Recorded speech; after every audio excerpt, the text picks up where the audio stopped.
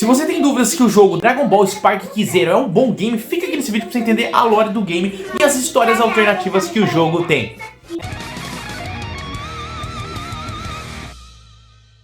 Games do mundo de Dragon Ball são vários e muitos têm sua peculiaridade, como o Dragon Ball Battle of Z, que tem várias histórias alternativas que você vai jogando, enfrentando várias fusões e guerreiros. Tem um caminho para você fazer específico e outras coisas para você abrir. Os Dragon Balls Budokai sempre fizeram um grande sucesso entre a comunidade dos fãs do Dragon Ball. É muito legal, jogava, tinha a fama de estourar os controles, né? Porque você girava na analógica até você conseguir fazer aquele disputa de poder entre um Kamehameha e um Gallic-Gen do Vegeta.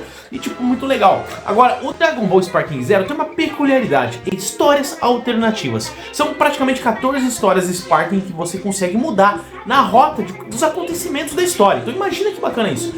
Tornabo, um amigo meu, falou pra mim jogando que disse que o jogo foi incrível, porque fazia tempo que ele não jogava um jogo do estilo Dragon Ball de luta em que você podia fazer um caminho diferente. Por exemplo, imagina você enfrentando o Raditz que invadiu a Terra e você tem a ajuda do Mestre Kami fazendo uma fuga pra prender o Raditz e o Piccolo Daimao consegue dar o Makenko Sapo sem finalizar com a vida do Goku. Isso é possível. São várias alternativas no meio da batalha que, com interação com outros personagens, você consegue fazer uma jogada totalmente diferente na história, que é a própria promessa do jogo que a Bandai tinha prometido pra gente, né? Outra coisa legal é o fato de existir um Goku, em vez de um Goku Black, um Gohan Black na partida. Sim, pessoal, ele tem exatamente diferente. A única diferença é que o Zamasu daquele mundo acabou pegando o Gohan, que se destacou no torneio do poder lá, ao invés do próprio Goku enfrentando o Hit. Então foi muito bacana isso e tem uma lore, uma história diferente pro game. Pô, você vê o Gohan com toda a sua plena força se dedicando a treinamento, acho que é aquilo que todo fã queria desde lá do final do Saga do Cell. Por mais que a história no jogo é só exclusiva do jogo, ele se torna meio que uma história meio canônica no mundo de Dragon Ball, um mundo alternativo, né? Não segue o mangá, não segue o anime, mas tem sua própria história. Tipo igual o Dragon Ball Daima agora, que nós estamos vendo uma continuação diferente da saga Z, que é um pouco diferente totalmente do Super, se você parar para analisar. E tá sendo muito bem recebido pelos fãs. É o melhor game de Dragon Ball? Bom, aí fica diferente, é complicado você falar isso, porque você tem que pegar e jogar, entendeu?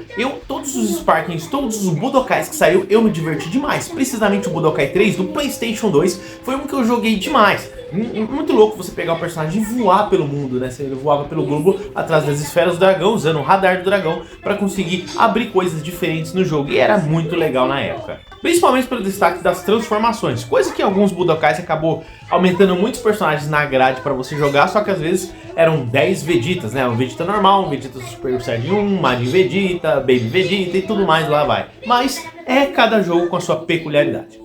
Mas me fala aí, galera, você que é fã do mundo do Dragon Ball, né? Tô acabando o vídeo, tá bom? Ó, pessoal, me fala aí, qual jogo que você mais jogou do mundo de Dragon Ball? Deixa nos comentários, pode ser até do celular também. Eu quero saber pra gente conversar. Falou? Forte abraço, fique com Deus e até mais.